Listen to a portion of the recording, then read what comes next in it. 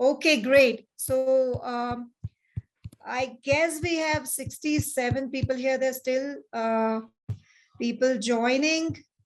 So I'll just give one more minute, in fact, to let people join, and then we can start. Just a couple of more minutes, possibly, for people to join. It's 4:02 already. Guys, meanwhile, you can take this time to introduce yourself in the chat, please. Let us know where you are from and what you're working on. Are you HR managers? Are you founders of a business? Or if you are the professionals supporting founders, please let's have your introduction here in the chat. Let's have your introduction here.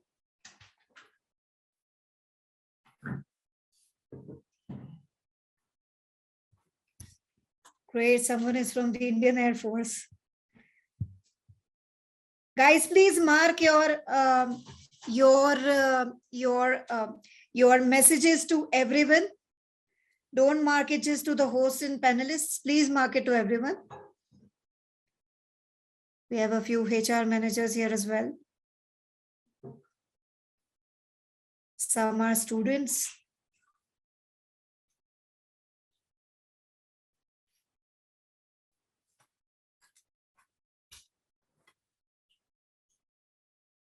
Great. We have founders as well. Most people here are HR executives. So great. Great to see you guys. Great to see you guys. So, guys, just to introduce myself, my name is Komal Shah. I am one of the co-founders of LawSikho, and I have worked generally in a lot of structured organizations, and I've also co-founded a startup, which is LawSikho, as you guys know. So like I have seen what is the real difference when you are, you have organizations which have really, really structured kind of HR policies and processes and systems. And also, spoken to a lot of startup founders who have, who are just beginning to set up and develop teams. So they are just looking to start up and have HR systems and processes in place. Right. And we got a lot of, I saw that they have a lot of questions or queries in relation to how to set up these kind of policies and processes. And that's something that, actually drew us to start, or to have this webinar in place, right? So we're going to begin. I will just share my screen, and we can have a look at, some points that we have just collected.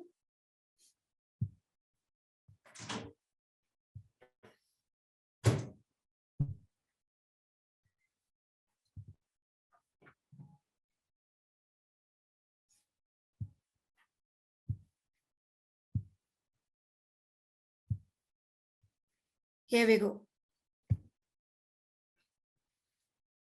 Right. So we're looking, get your organization sorted, organization processes sorted, right? With the 20 HR policies is what we are talking about. Now, sorted is something where, where you have things organized and in structure. So let's begin. So we have more than 60, we have more than 90 people here today, actually. We already began with quickly introducing ourselves. Ramanuj was going to join us, but he couldn't. He had something urgently come up. So I kind of convey his apologies to you. And I'm a co-founder of LawSikho. As I just mentioned, I've worked with organizations like Northern Trust and Citibank. And with these organizations, I have seen a lot of, structured HR systems. Now, all of these might not be directly applicable to startups, like the structure might directly not be applicable to startups. But what are the things we can actually borrow? What are the things we can take, as a startup? And what is the utility of this? These are some things we're going to talk about, right? So why are these essential? Okay. To whom, to what kind of people do you want these implemented? What is going to happen if I don't have any policies in place, right? What can happen? Why should I have HR policies? These are some things we're going to talk about, right? Let's touch upon the most important points which directly, affect the businesses. And the first one is hiring, right? So, how many of you are like, hiring is really, really crucial. How many of you have let's say, hired more than 10 people? There are a lot of people raising hands. We'll deal with the chats or things as it comes. How many of you have hired more than 10 people? Startup HRs, almost everyone, right? Okay. And there are people who have hired more than 40 plus, 50 plus, 100 plus people also, okay, in this organization. And I'm speaking of directly, right? Okay.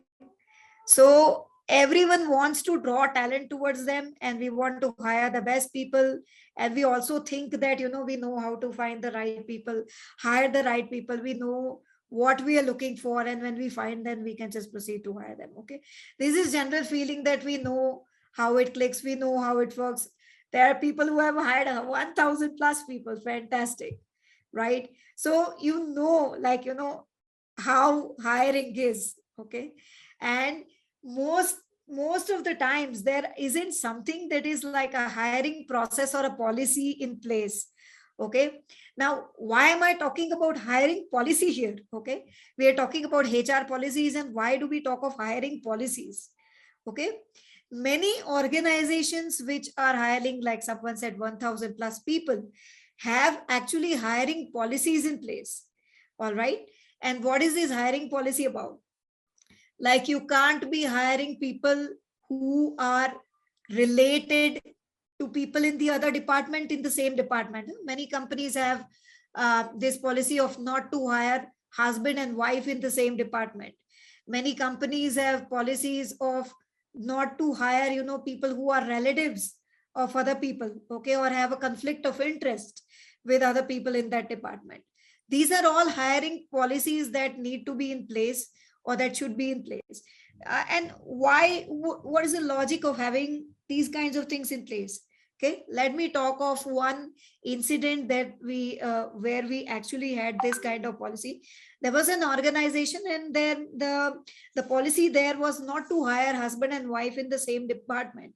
And how did it come into place is because they had an instance once of like confidential information relating to a specific task or an assignment being passed from, like, a husband and wife. It is very easy for that kind of thing to happen, right? And when that happens, things can spread.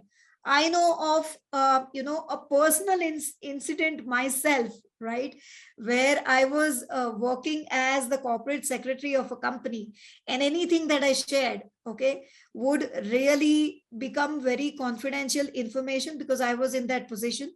So anything that I shared would have the impact of, on directly on the share price of the company, because people will think that it impacts the share price of a company. Okay. So this kind of information which can be leaked from one department to another department, which should not happen.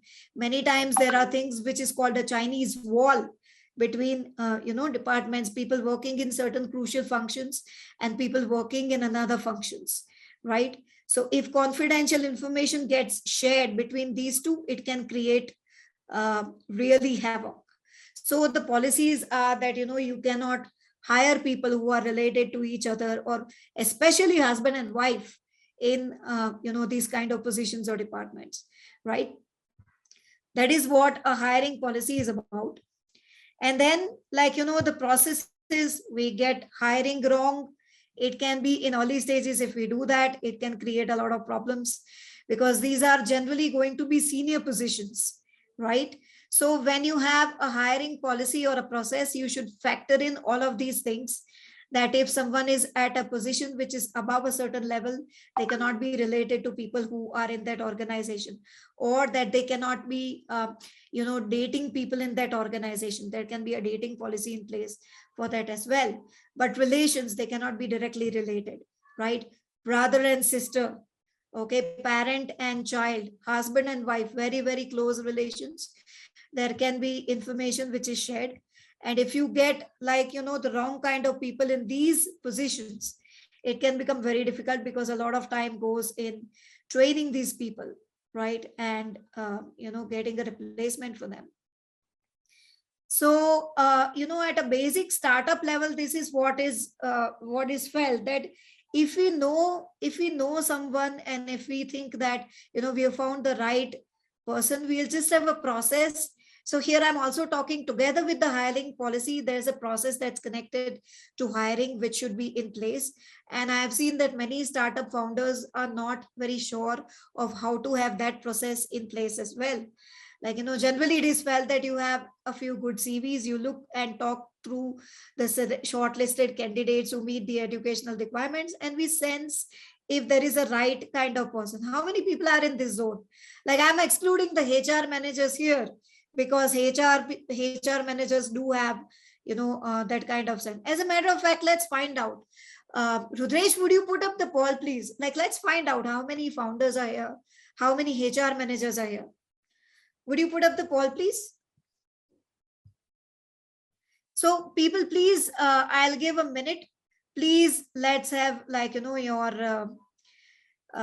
your contribution to the poll. Just mark which category you belong to, and we can then talk of really relevant discussions.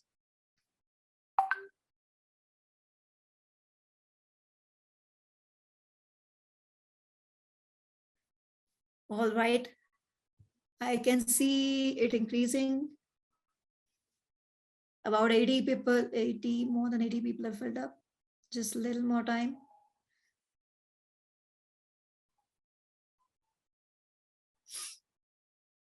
Please fill up the poll. I can see a dominant number of HR people here.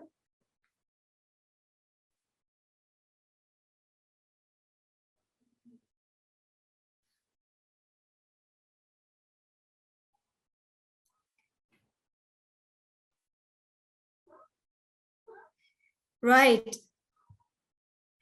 A lot of HR people. I can still see that a few people who need to still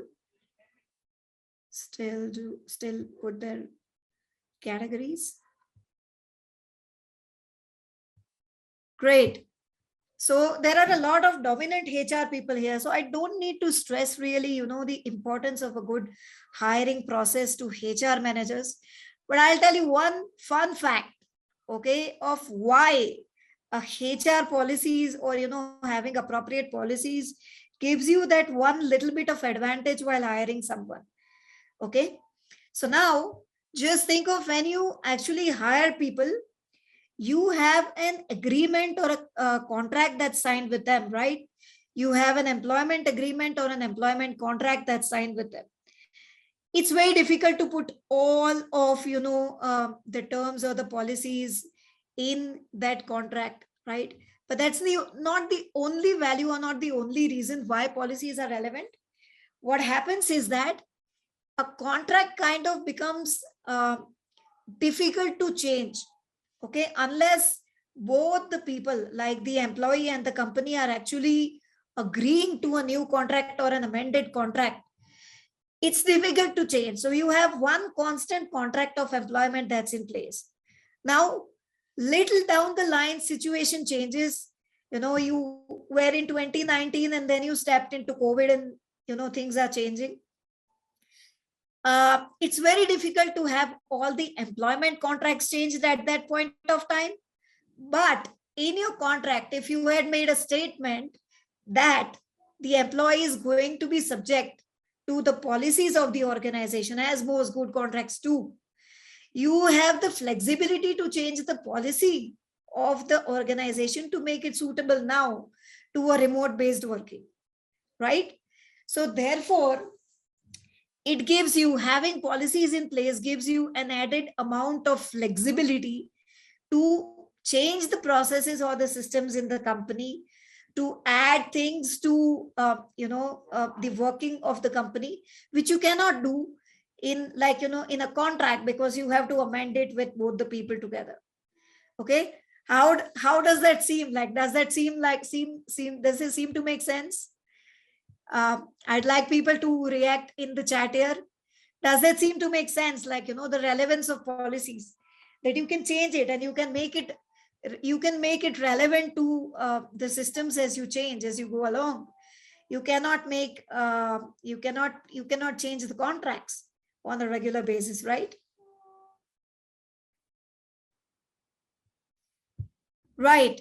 So for founders, this will be like, we sense and we make and we want to hire right people. But as the HRs here will tell, structured screening and interview processes can go a long way in helping to weed out the candidates and avoid wasting the time, right? It also helps in deciding exactly what you want to know from the candidate, or what you want to test before you hire, rather than just a few questions, right?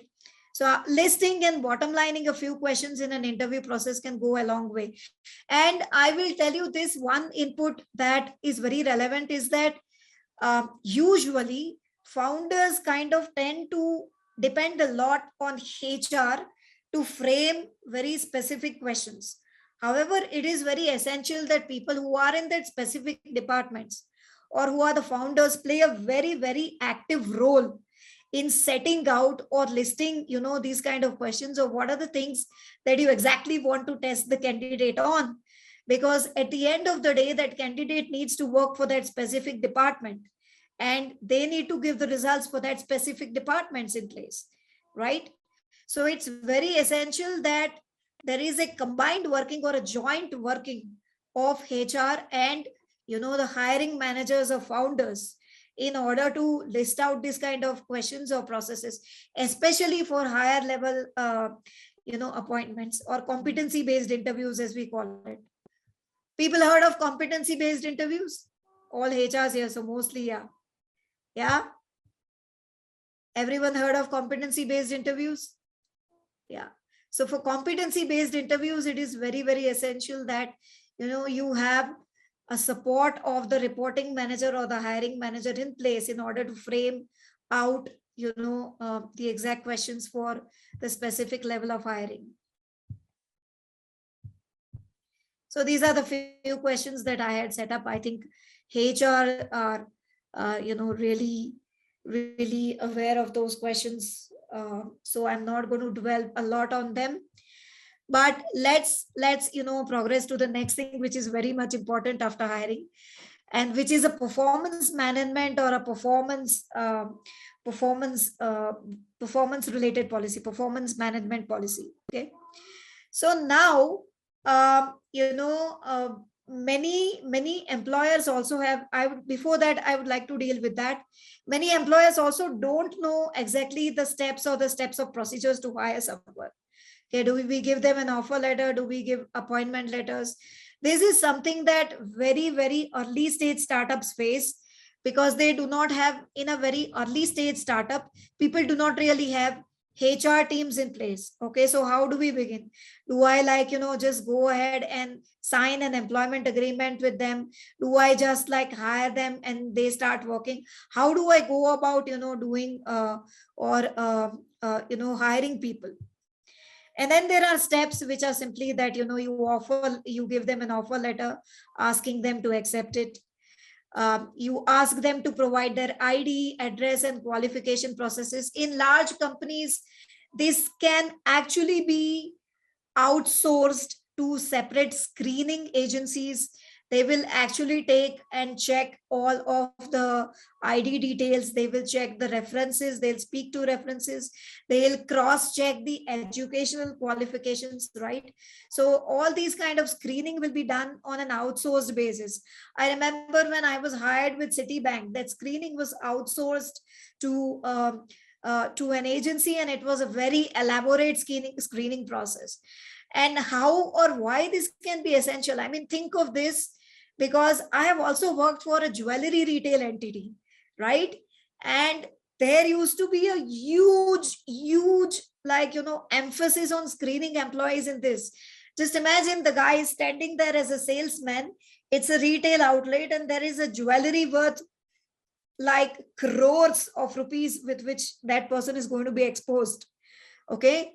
Now, the question is, if this guy even takes one ring and runs away at certain point of time, it's far more than his salary. You can defer someone's salary or something, but that one piece is far more than his salary. It's like it costs the company a lot. So they used to have this solid emphasis on, on screening people for employment. Likewise, if you have entities which are heavily IP heavy, okay, intellectual property is very strong in this organization. If just one thing or a one process or a one model or something is leaked to someone else, it can become very, very difficult, right? So therefore, this kind of screening is extremely important. I'm pretty sure the HRs here will support this. So the people will, whose names are provided as a reference will be contacted. Once that is through, an employment or consultancy contract will be signed. Okay. And, you have to do this before giving them the access to the company's systems, of course. So now it's actually not that difficult to do this process, right? What happens is that, people feel that it can take a lot of time. There is often also pressure on HR people that I need to hire someone instantly. Okay, it is very crucial that I get this resource. How many of HRs have faced this? I want to hire someone yesterday. Okay, there'll be like, requirement from a founder or a reporting manager that I need this person in now, like, very, very soon. So go ahead and, like, hire them, and you can do the processes later. You can do it later. How many have faced this? How many people have faced this? And founders here will also want that I want to hire this person now. Like, it's now. I want them in now, right? So in these situations, what happens is that you try to kind of say that, okay, let's do complete or all processes as soon. But, missing out on all of these things properly, missing out on getting employment contracts, consultancy contracts signed properly, getting all documents completed properly, ID documents screening completed properly, can create a lot of problems, especially if you're working remotely. Okay. You are not going to be able to have, or you're not going to be able to have people who are in, lot of people have seen this, a lot of pressure. Okay. Every detail of commitment has to be done with both the sides. Okay. With absolute clarity. Yeah. So, like, these kinds of things are very, very essential, especially if you're hiring remotely. So this is when I had made for Ramanuj, but I know of a US employer very recently. He hired a contract employee, and nowadays there are significant hirings on contract basis or consultancy basis, because people want to hire people across other geographies. They want to hire people in other cities. People want to hire people in lower tier towns. Okay, because there's talent there. But you don't want to, you are able to get good talent at a relatively lower cost, because the cost of living in those places is lower.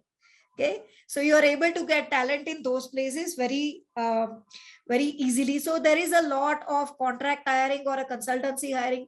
Every other day I speak to founders who say that we are hiring freelancers, we are hiring people on part-time basis, we are hiring on contract basis.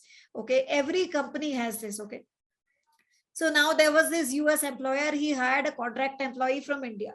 Okay, and there was just a one-pager contract in place. Okay, and it didn't have proper provisions, and it was not even signed properly. Okay, so this is what happened in this person's case. And the result was that the contract employee suddenly stopped working. In remote working, this is like, very, it's a big, huge risk that you have. Okay, people suddenly stop working.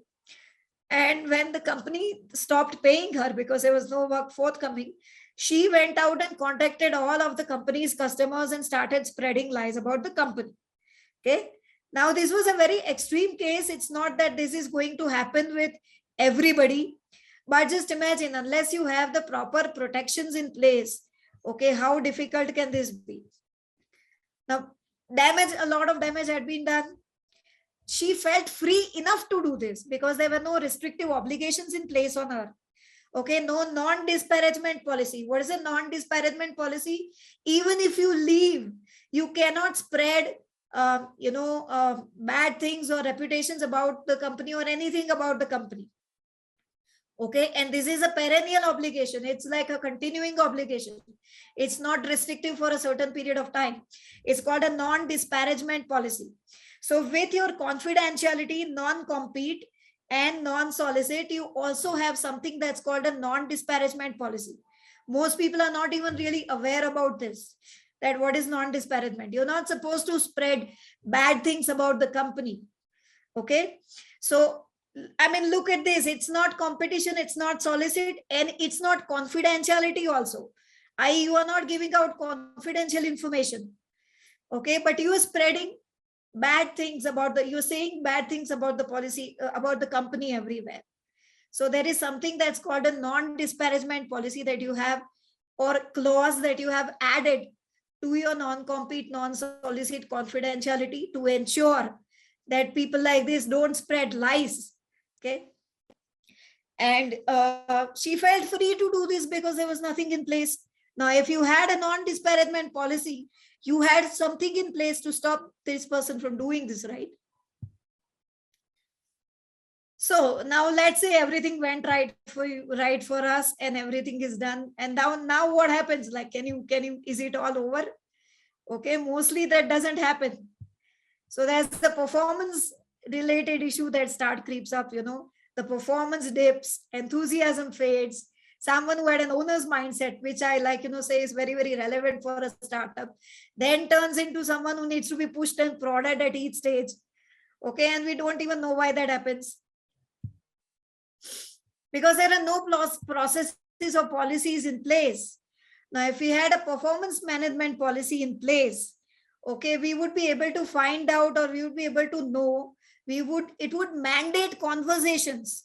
Okay, most of the time, problems that startup founders face is that there are no real conversations on where do we want to go and where have we reached. Like, there can be a group conversation, but there is no focused conversation on setting milestones or really talking about this is the number where we want to reach, this is the number where we reach, and why is there the gap. Okay, so what happens is most of the times even the person doesn't know where they are supposed to reach. Okay, we can talk of like they are not performing, and to the employee's mind they are working like crazy all day. Okay, and they are not like, they'll say that what do you want, like I am working so much, but then you say that look, this is the result that I wanted from you, right? So if you have a performance measurement policy in place, it requires periodical conversations, it mandates conversations, it mandates you to think that what you want out of the employee, it mandates you to put it down, what you want out of the employee clearly. Okay, so that the employee can also see that, okay, I'm supposed to do this. Okay, and if I don't do this, then I am considered to have failed. Okay, and it mandates conversations to find out where people are getting stuck or what needs to be done to give them the required push, right? And this has happened with me once. I had someone who was apparently working 14 hours a day, right? And yet he was failing at delivering. Okay, so the thing is like, there is no, at the very initiation stages, there is no proper milestones or things in place. So like, he's given, then later on we talk about, and we are talking of giving milestones, and he is consistently failing at delivering the milestones. Okay, but when I had a conversation with him, I found that he was using outdated software. and he was supposed to wait for ages while, editing the videos. Okay, and a lot of the time that he gave was simply waiting time, right? So these kinds of things you can discover when you have a proper performance management policy in place. You have set the milestones, people are failing the milestones, and yet they are putting in hours. Okay, so why is that happening? Then you manage the performance, you find out where they are getting stuck, and you find out what needs to be done to change and make them deliver, right? So then the immediate action that was taken was to obviously change the software and hire someone to work with it. He trained it. It was very mechanical type of work.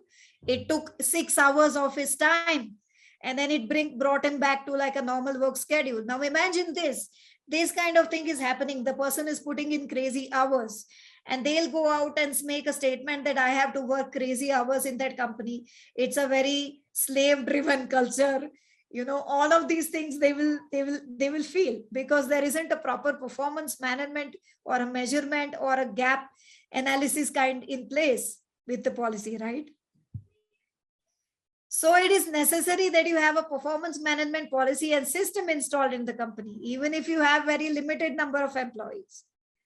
Okay, and that can have things like setting up of performance milestones. Okay, it can have measuring progress towards milestones at periodical intervals. Ideally, you should have a self-assessment of the employee versus assessment by manager. Like I said, the employee is saying that I put in crazy hours, but you feel that no output is coming from the employee. How many of you have faced a situation like this? Employee feels, putting in crazy hours, but I'm not getting an output of it. How many of you have faced situations like this? There's a gap between what the employee thinks they are doing, and there's a gap between, just say yes in the chat so that I know. How many of you have faced this situation?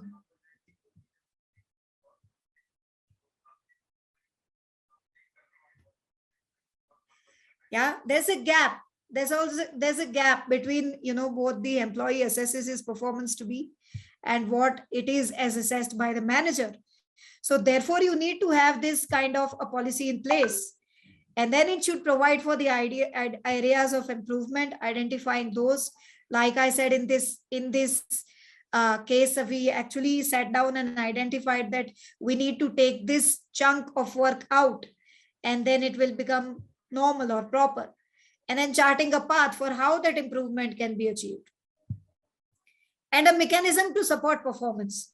Right now, many organizations will be that if they're not performing, then we need to fire them. Okay, but you may discover some things when you try to support performance and you have a proper performance management policy in place.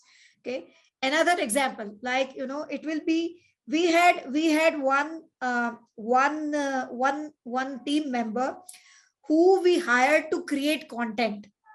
Okay, now while she was working on creating content and delivering certain things, we found out that she had a drastic failure. Like she was not able to do that anymore. She was not able to work out properly with the content at all. And then but during conversations with her, which were under this kind of mechanism, during conversations we discovered that she had a significant resilient ability. Like she was able to, however much someone would criticize her, she was able to deal with those kind of situations really patiently. Okay, so we moved her from content and moved her to a role where she is supposed to deal with people who are like irate clients or things like that. We moved her into that role, and she was able to deal with that role very well. So when you have the right kind of people but in the wrong positions, you are able to change that when you have a proper performance management policy in place. Okay, and that can highlight the actual performance, and you'll be surprised at how different the picture appears to you on the face and when you compare it with the figures. So on the face of it, someone can look to be delivering really superb, Okay, they can, it seems like they are everywhere, they are doing everything. Okay, and this has also happened with me. Like I had one person who was reporting to me, he is everywhere, like he's in this department, talking to this department, making these changes, making these things everywhere.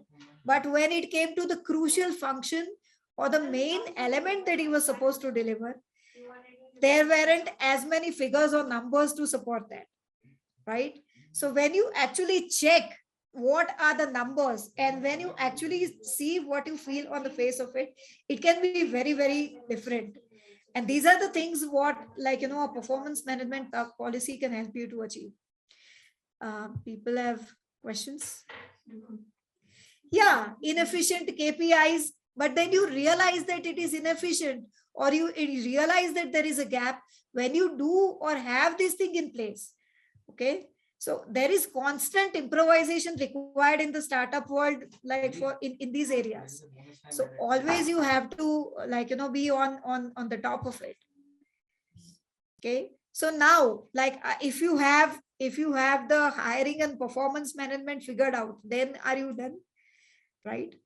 So even that is not enough, right? So if you, like, these are the some things which are mandated by law, right? If you have more than 10 employees that are working for you, then you are mandated to have anti-sexual harassment policy or mechanisms. You are mandated to have an ICC in place. Okay, and when you have an ICC in place, there has to be a system, or there has to be a policy, or there has to be, like, guidelines at least in place for the employees to work with and know about these kind of policies, right? So how many of you know that, if you have more than 10 employees, yes, if you have more than 10 people working as consultants also, okay, you have to have it. Okay, and it is very, very wide. It is employees, consultants, interns, everyone who is working within the system of the company. Okay, it's very wide. So you have to have the anti-sexual harassment policy in place. Okay, the interpretation, like, also, like, the applicability and interpretation of sexual harassment is also very wide. Sometimes even some kind of WhatsApp remarks can get covered under the ambit. It's so wide, right? So you have a company group, and it is very easy that you end up, and I'll share my experience that has happened with me. One of the people, okay, one of the team members, you know how they have the names in WhatsApp? That person, in their name, had a kissing emoji in place. Okay, so in the name that they put for themselves, they had a kissing emoji in place. Okay, so now every time I tag this person, there is a kissing emoji that is being displayed. Just think of it, like, and it is visible to everybody on the group. All right, it looks like, what can happen on WhatsApp, what is a big deal that can happen on WhatsApp, but this is actually what had happened with me. So now all I had done was tag that person. Nothing else did I didn't do anything else, but I tagged that person, and they had a kissing emoji in the name, and that's what got displayed. Immediately I had to talk to them and say that please remove this emoji from your name, because the way it looks on the group is that I'm sending those kind of emojis on the group to someone in an official group with team members. Okay, so just think of how it can appear or how it can look to other employees who are watching this. Okay, so it's not important only to have this into place, but also to form like an internal complaints committee and to sensitize the employees about these matters, that you have to be careful. You can't have this kind of names in this kind of emojis in your name in an official group. You cannot use that. Okay, you can't use certain kind of remarks or certain kind of gifs or stickers in a WhatsApp group, which is it's very easy among, like, the young people to send or zap stickers or gifs, but even that kind of thing can get covered. So posh in itself is a very broad topic, so we are not going to discuss it in detail here, but yeah, it can have wide ranging implications. Therefore, it's very essential to have these kinds of things in place. Let's talk of one more essential policy, which is leave and attendance policy, right? How many HRs believe that there is the leave and attendance policy is a issue. Okay, someone is asking, what if we don't have that many female employees in the company, or if they are there, females are there just as entry level, can they also be part of the committee? Well, the internal complaints committee mandates you to have, the senior most female member as the presiding officer. So you have to have, a female member in the ICC that you create for your company, right? So and it is not like because the act provides only for prevention of sexual harassment against women, okay, you should necessarily have a policy that is favoring women. Okay, you are free to have gender neutral sexual harassment policies in place. Okay, and it's seen as actually it is a progressive organization which has gender neutral sexual harassment policies in place. Okay, so the act mechanism or the act is only applicable for policies which are related to women, but you can have your own policies which are gender neutral and which talk of sexual harassment for both the genders. All right. So let's talk of one more essential policy, which is leave and attendance policy. And this is also something that, has a pain. It's a real problem. Okay, especially where you have remote working mechanisms, this can become a real problem. Okay, so unless you won't even come to know in a remote environment, and we have sensed this because LawSikho is 100% remote company, right? So we have seen this. We have actually seen in one department what difference it made when we had proper leave, attendance, and working hours policy in place. Okay, we started to have, because we don't impose people on exact working hours, and many companies don't do that nowadays. Many companies give flexible working hours, and as long as you do the work, they are okay with when you are working, especially in a remote environment like ours where everything is 100% remote. So what happens is that in such situation, we actually had this instance where we were measuring people by the days that they were attending the organization. We started measuring that.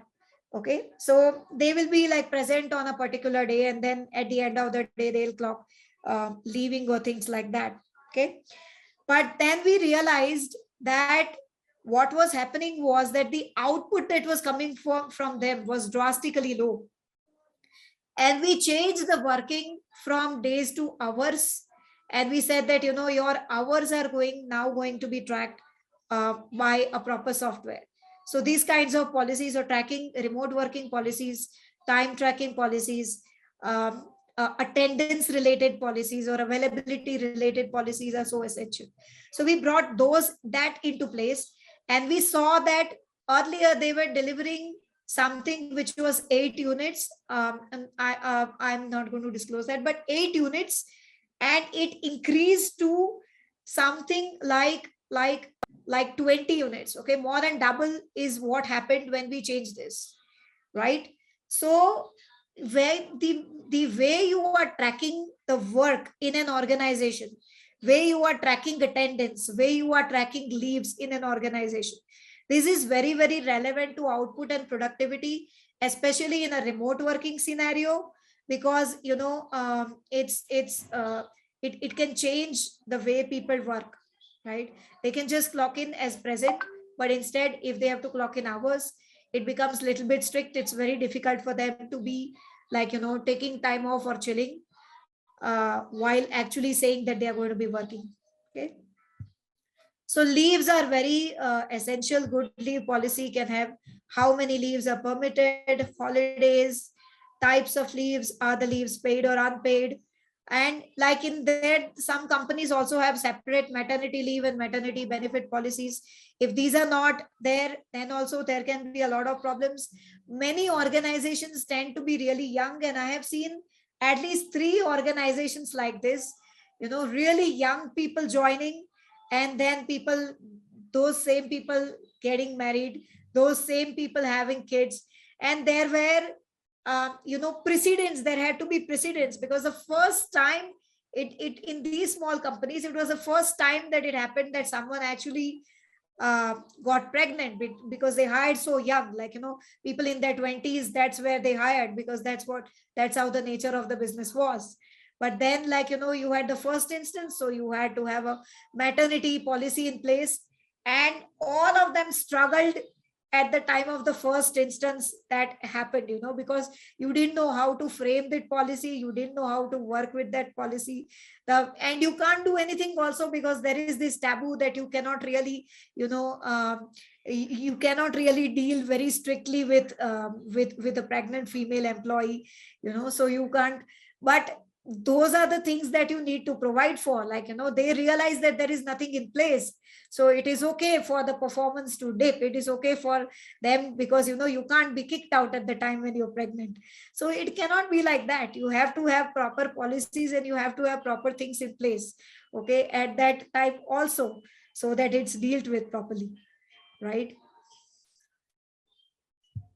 So you have to include this also in, like your leave and attendance policy, that what will happen at the time of maternity leave. So this, like I gave the example that most companies are not fixated on hours now. Most companies offer flexi working, but this is what can change just by changing, your attendance mechanism from one thing to another. Okay, so basic discipline of attendance. Now you give flexi working. That is another thing that people will have problem with. When you have meetings, when the reporting manager has meetings, at that time the employee is not present, they'll say we are flexi working, so we can work at any time. So it's not like that. Your policy should provide for that. You need to be available. Even if the company promotes flexi working, you need to be available for necessary work meetings, and you need to be available for at least this many hours during the work hours of the company. Okay, you can't just say that no, I work from, let's say, 9 p.m. to 5 a.m. You cannot do that, even if it is flexi working. You have to be available, and that needs to be expressly provided for in an attendance policy, right? Now, another interesting thing, let's look at something that can directly impact the reputation of the company, right? Employees who are disgruntled can have social media outbursts. And sometimes these kind of things can reach like lakhs of people really fast. Okay. So now what are you going to do in this situation? Are you going to keep quiet? Are you going to answer them, and you going to engage in a social media war with them? Are you going to kick them out? Right? Like at that point of time, can you do that? Right? Oh, it's very difficult. Okay. Because the companies try to, so it's best to try to prevent the outbursts to the extent possible. How are you going to prevent that? If you don't have social media behavior, then they'll just say that this is my freedom of expression, right? So I can write anything anywhere. How can you stop me? It is granted to me under the Constitution of India. So how am I going to, like, how can you do anything to me? Okay, it is my freedom of expression. But if you have put these kinds of things in your social media policy, especially, like I said, for ex-employees, non-disparagement policy, okay, or for existing employees also, what is responsible social media behavior? Okay, you put this into your policies, then they have themselves accepted a voluntary restriction on their freedom of expression. They have signed a contract, and they have said that I will not do this thing. And after that, if they go and do that, now you can kick them out. Okay. If you do it otherwise, if you don't have a policy, and if you even remove them or terminate their employment, what will happen is that then they will claim unfair dismissal, because they will say it's my freedom to express it, and the company has, like, kicked me out for no reason whatsoever. Okay. So if you have the policy in place, then you can say that, look, you yourself accepted this. It's a breach of a contract, and therefore you cannot do this. Okay. And we have a right to remove you if you do this. Okay. Under the contract, and therefore it's not an unfair dismissal. Okay. So it is very essential that you have these kinds of clauses, or you should have this in place, right? It's Chitralika, it's not even confidentiality. They are not speaking about confidential matters. They are just giving out things which can damage the reputation of the company. For example, they will make a statement that this company has a toxic culture. Okay, or this is like, it doesn't favor this or something like that, because of which they are really disgruntled, and they'll put things like this. Now, this is not really confidential information, but it is speaking bad about the company, and it can damage the reputation of the company, okay, very quickly. Okay, so there is a social media template that you can use. I will put this here in the chat. But this is a very primary template. If you have, especially if you are an IP heavy organization, or, you are hiring, non-disparagement, Karthikeya, that's right. So you should have this in place, but okay. And even responsible social media behavior, it's not just like, outbursts or something. Sometimes people can give out confidential information unknowingly, unconsciously. Okay, for example, someone will tag and say, attending a tender meeting at so and so. Okay, or attending a meeting for acquisition at so and so. The person doesn't know. They can pick up like, things like that. Okay, attending a town hall where the chairperson said so and so. You are not supposed to give out these kinds of things, but people don't understand or realize this. Okay, so you have to make it like a responsible social media behavior policy, that if you're going to write about company events, you're going to write about things like that. Okay, you're going to write about your work, you're going to write about something that relates to business model of the company or something like that. Okay, then you better check that it's not covered by your confidential policy. The way you write it, you better get the content clarified by someone else. Okay, things like that. Okay. Link, has it not gone to everybody? I'll just share the link once again. Yeah, I've shared it again. Just see if it's received now. Please put received if you can see the link now. Smita has said received. Yeah. Got it. So unconsciously, people can put such things on social media. They may not even be aware, but you have to sensitize them, and you have to tell them that, look, if you're going to be writing about anything like this, then you have to be careful. Okay. And that gives an idea of what is going to be included. Now we have touched only 4 or 5 policies here, and yet you can see the direct relevance of each of this, right, on the productivity and the reputation. So they are also dependent on the business sector, and this is something that I have specifically dealt with. For example, like I have companies having manufacturing sectors. Now, definitely they have to have very, very clear and well established health and safety policies in place. Okay. Out of India, in some cases, you are actually mandated to have health and safety policy in place for your employees. It's a mandatory policy for the companies. Like I have seen and have been involved in the drafting of health and safety policy of my company in Dublin, my employer in Dublin.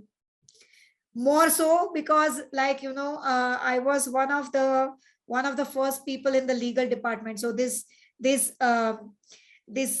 let's say combination of legal and HR is very, very important when you are doing this.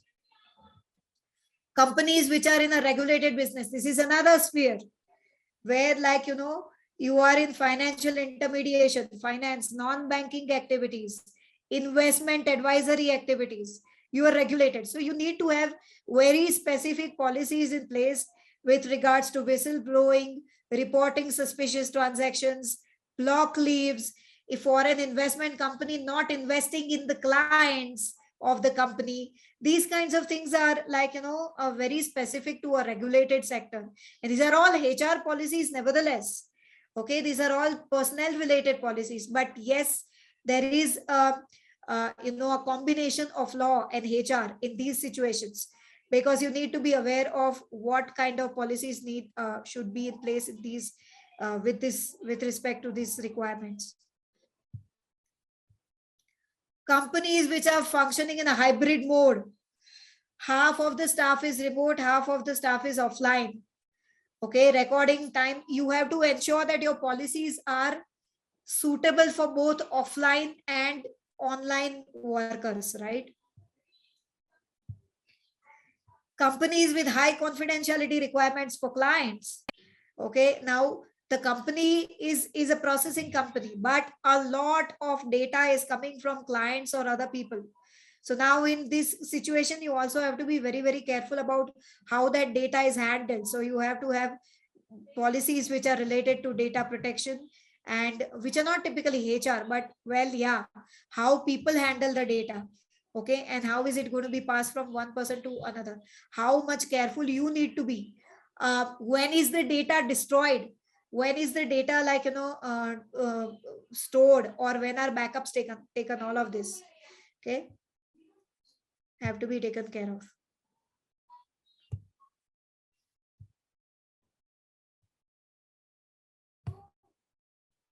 Okay, so now if it is a high confidentiality requirement, what will happen is that people will give their own devices to the employees also, their own laptops, their own mobiles, especially if you see in investment banking organizations or things, people will give their laptops to the employees, or else they will be supposed to work on a specific environment. Okay, which is not possible. It's not possible for you to manipulate that environment. So in that situations, they will prefer to have employees use their devices or environments that are allocated. And now in that situation, they will have something like a company assets policy. So you have to use the company assets really, really responsibly. You can't use the company laptop for your purposes and all of that. Okay. So this policy will provide for how the assets of the company should be used. What are permissible activities, non-permissible activities using the company assets, and returning these to the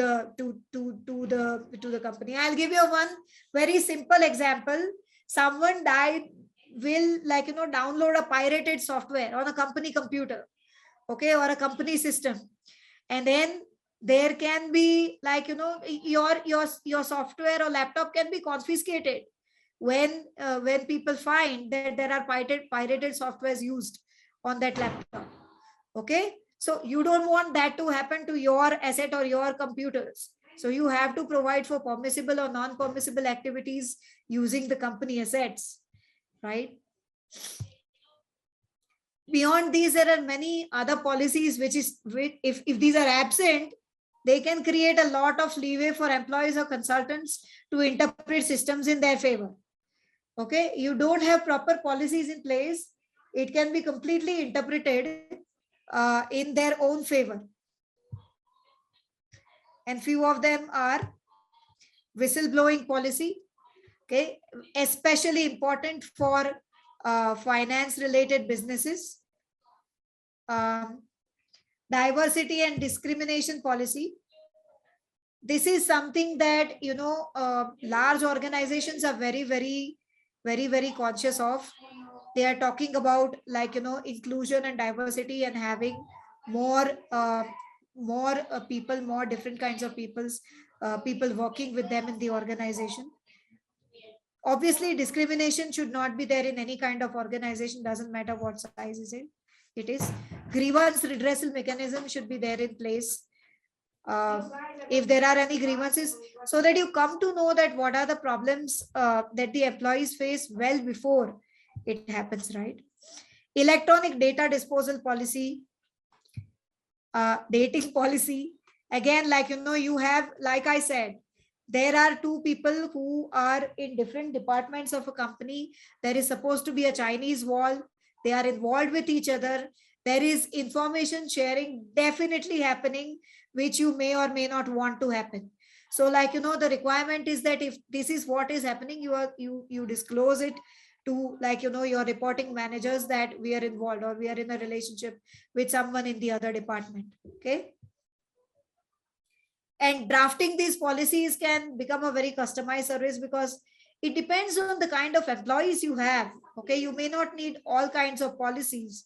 Okay, and many law firms will charge like a 1 lakh plus, like, if you have to draft a different policies, we'll charge plus 1 lakh of rupees for doing this. And you will also be able to find templates which you can download for free. So there's like a wide variety of that. There'll be people who charge lakhs. There'll be people who will download these things for free and use the templates as it is. Both the kinds of people are there. Okay. But that can result in missing out on a policy or an essential element in it. So one way is like, you go to one extreme is that you go to a high paying firm to do that.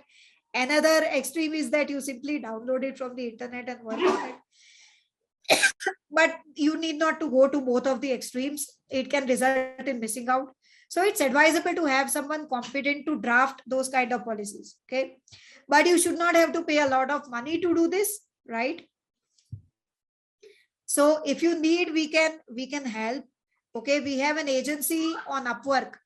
I'll just put the link of the agency here and you can have a look at it.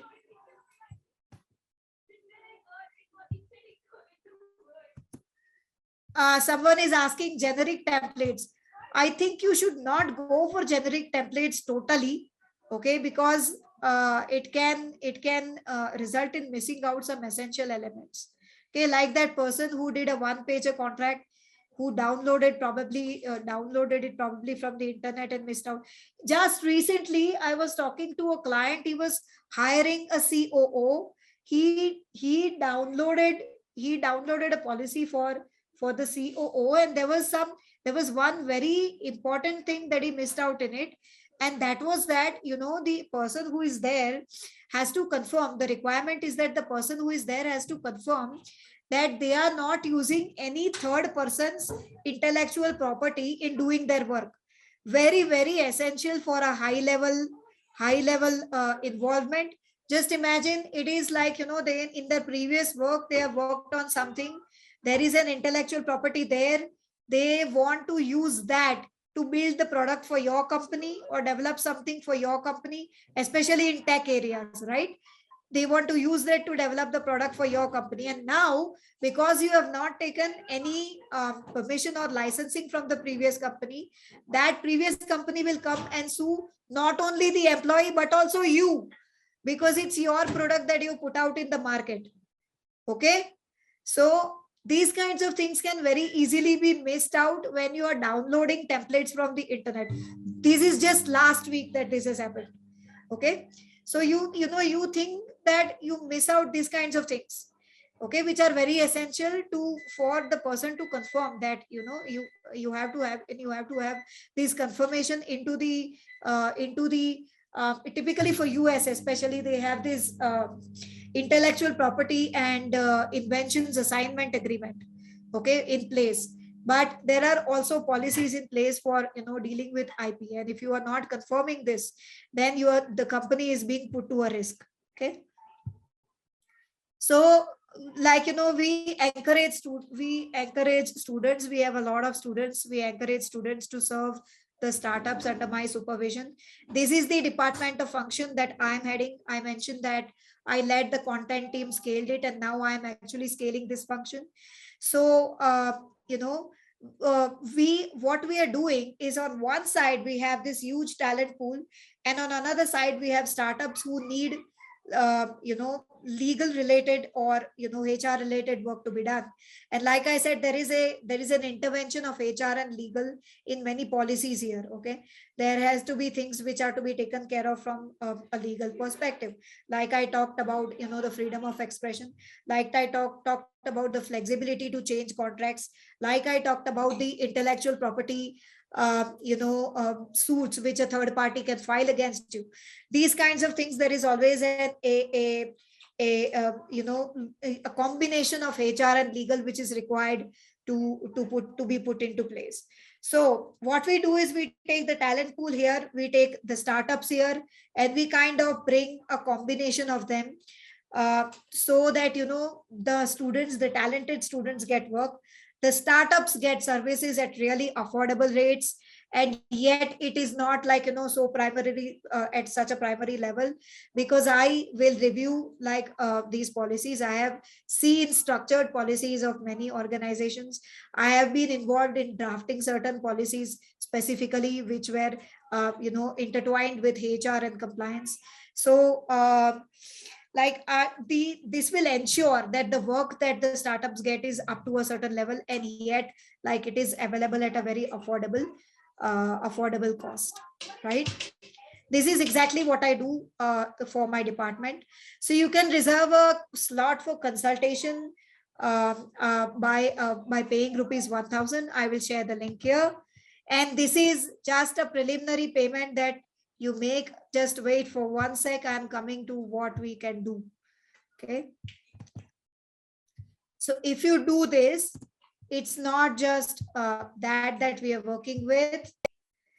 Once you book the consultation, you will get a Calendly link to book a call with me. And then what we do is that we will arrange for 10 policies for your startup to be drafted at a total cost of 10,000. Okay. And the consultation is, we will agree on which policies that are really necessary for your startup or which can work out for your startup. Okay. And if you select the package, then we will set off the initial consultation charges of 1000. There's a typo here. The initial consultation charges of 1000 will be set up if you take the package from us of drafting 10 policies. Okay. I'll leave the floor open for any questions that you guys have on this, on the details or on the service. Any questions that you guys have?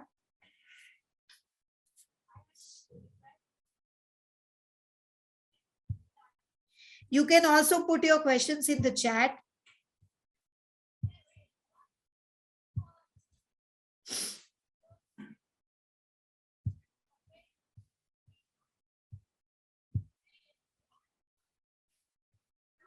I will leave the webinar open. Which software do you recommend for tracking remote employees work? There are a lot of different softwares.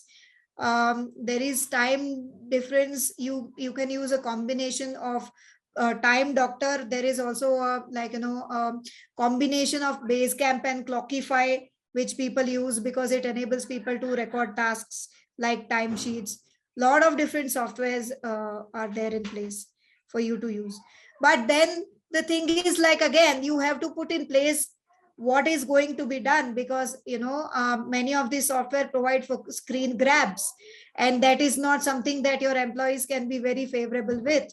So you have to provide for how that software is going to be used as well. It's not like you can just install the bare version and start using it from the next minute. It will need to be backed by a proper policy. Who is going to be the administrator? Who will have the access to the data of this software? All of these things are very, very important to provide for, right? And the employee should know this. What is the problem should have for grading their screen? It's not grading. It will take a screen grab. It will take a screenshot of whatever you are doing, right? Can we get an access to presentation? You will have an access to the video. Okay. So we will share the recorded video. Grabbing means it will take a screenshot. It will take a screenshot of what the employee is doing, right? So that screenshots get shared in the system. So who's going to have access to that? Okay. Any other questions? You mentioned a problem statement that usually employer hired person immediately, so no time for background check. My question is, what is the way around this, or what measures should be taken? I am saying that it does not take a lot of time. to do a background check, and therefore it is essential that you have like proper systems in place. Once you have that, then it does not take a lot of time. If you do not have, then you are like, what do I check, how do I check, where do I go, right? Thank you so much, guys. Okay, I guess I answered that question. Any other questions? What are some legal compliances that need to be followed to hire an employee? Well, I just put down the steps for that, right? Drafting consultancy employments or employment agreements is also something that's very relevant. But, well, you need to, and in some cases, there are mandatory KYC related checks that you have to have in place. Because if you're hiring at a very senior position, in regulated entities, you have something that's called fitness and probity requirements. Okay, that person needs to be in regulated entities. Okay, they need to be fit and proper person. So you have to put those things on record that you have, this person is a fit and proper person in accordance with this act or law to be hired. Okay, so these hirings can be there. Then for INR 10,020 HR drafting policies should be there. Well, 20 HR policies is the is the name of the session, and we have listed quite a lot of policies in there on the main page itself for you to have a look at, right? Those are the policies, but all cannot be covered in the session. That is why there is a consultation, that which ones are the ones that you need. Also, you don't need to have all 20 policies in place. It may not be necessary for you. Okay. Suspicious transactions policy may not be necessary for a manufacturing company. So it's things like that. You have to pick and choose what is necessary for you. Okay. How to connect with me on email? I will share my LinkedIn profile with you. Just one sec.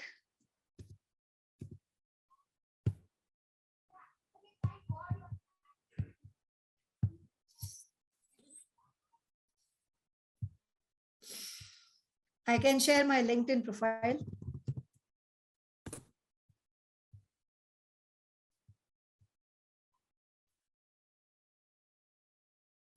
Any other questions in the meantime that anybody has?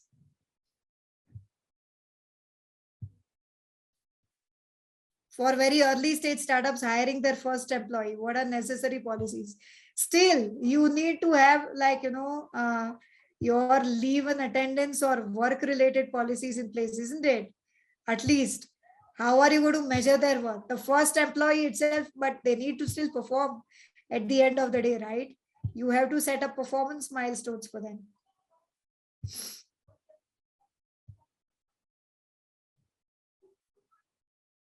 Just one sec, it's going to take a little bit of time to load. Here we are.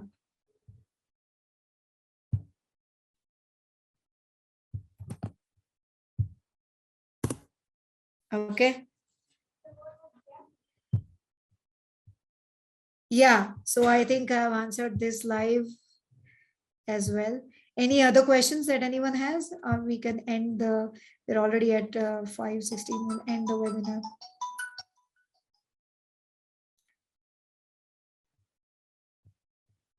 Thank you so much, guys. Thanks a lot. And bye-bye. Have a great time. We wish that all of you are like, structured with the policies in place. Thanks. Bye.